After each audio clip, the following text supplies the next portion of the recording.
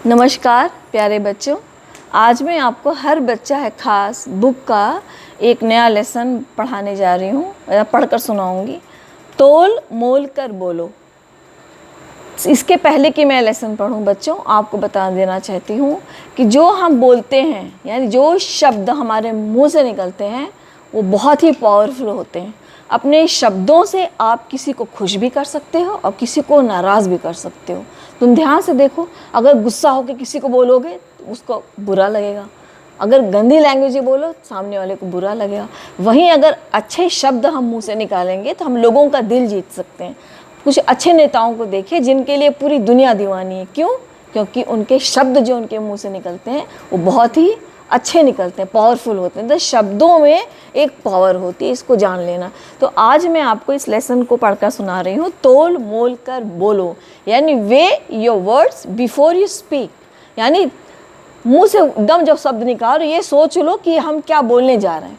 कुछ बोलने से पहले 100 बार सोचिए कि हम क्या बोलने जा रहे हैं। ठीक है, तो आज हम आपको पढ़ा के सुना रहे हैं। तोल मोल कर बोलो। बच्चों, आपको मैंने क्लास में पढ़ाया है कि way your words before you speak, यानी तोल मोल कर बोलो। बच्चों, वाणी का बड़ा असर होता है। वाणी से किया गया कटाक्ष, यानी अगर आप टॉन्टिंग वे में बोलते हो, वाणी से किया गया कटाक्ष शारीरिक पीड़ा से कहीं ज़्यादा कष्टदायी होता है। मतलब फिजिकली आपको कोई चोट करे उतना कष्ट वाला नहीं होता है, लेकिन वाणी से अगर तुम कुछ बोल दोगे तो उसको जीवन भर याद रहेगा कि उसने मुझे ऐसा गंदा बात बोला था। ठीक है, शारीरिक घाव तो समय के साथ भर जाता है, लेकिन शब्दों से किया गया वार कभी नहीं भरता है। इसीलिए कुछ बोलने से पहले 100 बार सोचो कि उससे किसी को कष्ट न हो। हमारे संविधान ने हमें बोलने की स्वतंत्रता दी है, लेकिन इसका मतलब यह नहीं कि आप कुछ भी बोल दें। हमारी वाणी बड़ी संयमित होनी चाहिए, बैलेंस्ड होनी चाहिए। ठीक है, आप टीवी देखते हैं कि हमारे देश के कुछ नेता कुछ भी सोचे बिना बोल जाते हैं, फिर उसके बयान पर बवाल मच जाता है। फिर विशेषज्ञों को बुलाकर उस पर डिबेट होती है, तीखी प्रतिक्रिया होती है और फालतू की बहसबाजी होती है और हमारा समय बर्बाद होता है। बच्चों, ओल्ड इज गोल्ड, जो हमारे पूर्वज हमें बता गए हैं, अगर उस पर हम अमल करें तो काफ़ी समस्याओं का निदान हो सकता है। किसी विचारक ने सही कहा है कि कम से कम बोलो और जब ज़रूरत हो तभी बोलो। अगर स्कूल में फॉलो करें तो मज़ा आ जाएगा टीचर्स को पढ़ाने में। ज़्यादातर बच्चे बहुत बातें करते हैं ना, इसलिए क्या बोले, कम से कम बोलो और जब ज़रूरत हो तभी बोलो। उससे आप हमारी एनर्जी सेव होती है। जो व्यक्ति कम बोलता है उसकी आवाज़ में वोल्टेज होती है, बहुत पावर होती है उसकी आवाज़ में, जिसका असर सामने वाले पर पड़ता है। कम बोलने से हमारी ऊर्जा बर्बाद नहीं होती। जैसे हम कम बोलेंगे तो हमारी एनर्जी वेस्ट नहीं होगी। इससे हमारा आत्मसम्मान भी बढ़ता है। अगर कम बोलोगे तो कभी कभी बोलोगे तो लोग तुम्हारे बात पर ध्यान देंगे और लोग आपको मतलब सम्मान मिलेगा, आत्मसम्मान भी हमें मिलेगा और आप और लोगों के सामने भी आपको सम्मान मिलेगा। हम अपनी ऊर्जा को सही दिशा में लगा सकते हैं। हमेशा बोलने से पहले सोचो कि प्रतिक्रिया क्या हो सकती है। जब आप बोलने जा रहे हो तो सोचो अगर मैं बोलूँगा तो उसका रिएक्शन कैसे होगा हमारे ऊपर।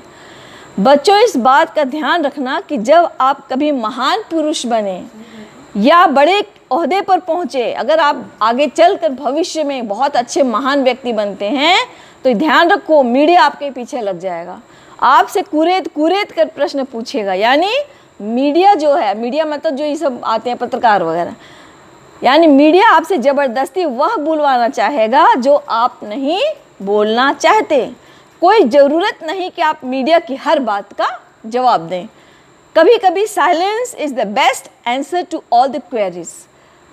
आप कहें कि I am not comfortable in replying your this question. अगर आप बड़े हो जाएं, किसी बड़े ओहदे पर पहुंचे, तो मीडिया आपके पास आए, आपसे ऐसे सवाल पूछे, कोई ज़रूरी नहीं कि आप मीडिया के हर प्रश्न का जवाब दें। बोलिए आई am not comfortable in answering your this question. ठीक है, तो बच्चों, वॉच योर वर्ड्स और वर्ड्स में ड्रॉन यू। इसलिए अपने शब्दों को आप वॉच करिए, आप क्या बोलने जा रहे हैं, तो आपको डुबो देंगे वो आपके शब्द। तो थिंक बिफोर यू स्पीक, यानी सोचने से पहले, मतलब बोलने से पहले आपको सोचना चाहिए कि आप क्या बोलने जा रहे हैं।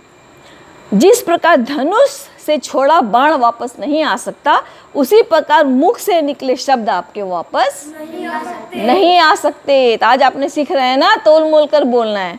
तो बच्चों, मुझे इस वक्त एक कहानी याद आ रही है। एक बार एक किसान ने अपने पड़ोसी को भला बुरा कह दिया, पर बाद में जब उसे अपनी गलती का एहसास हुआ तो वह एक संत के पास गया। उसने संत से अपने शब्द वापस लेने का उपाय पूछा। संत ने किसान से कहा, तुम खूब सारे पंख, यानी जो पंख होते चिड़िया के, खूब सारे पंख इकट्ठा कर लो और उन्हें शहर के बीचों बीच जाकर रख दो। किसान ने ऐसा ही किया। वह फिर संत के पास पहुंच गया। तब संत ने कहा, अब जाओ और उन पंखों को इकट्ठा करके वापस ले आओ। किसान वापस गया, पर तब तक सारे पंख हवा में इधर उधर उड़ चुके थे और किसान खाली हाथ पहुंचा। तब संत ने उससे कहा कि ठीक ऐसा ही तुम्हारे द्वारा कहे गए शब्दों के साथ होता है। ठीक है, तुम आसानी से ने अपने मुख से निकाल सकते हो, कुछ भी कह दिया, लेकिन चाह कर भी उन वर्ड्स को वापस नहीं ले सकते। तो बच्चों, आशा करती हूँ आप सब अब तोल मोल कर बोलेंगे और बोलने से पहले सोचेंगे।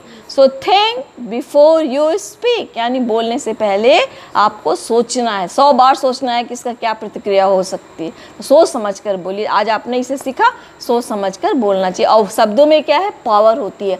शब्दों से आप दुनिया का, अपने शब्दों से, अपने वाक्यों से जो आप बोलते हैं उससे आप दुनिया का मतलब सम्मान पा सकते हैं। दुनिया आपके ऊपर मतलब पागल हो जाएगी अगर आप बहुत अच्छे से शब्द बोलेंगे। ठीक है, तो हमें रिस्पेक्ट देता है, हमारे मुंह से अच्छे हुए निकले शब्द हमें रिस्पेक्ट देते हैं, है ना। और आपको कहीं भी प्रॉब्लम नहीं, कहीं नौकरी करोगे, कुछ भी करोगे, लोग सोचेंगे हाँ बहुत अच्छा आदमी, बहुत अच्छा बात करता है। ठीक है, तो परमात्मा तू ही है, तेरी इच्छा पूरी हो।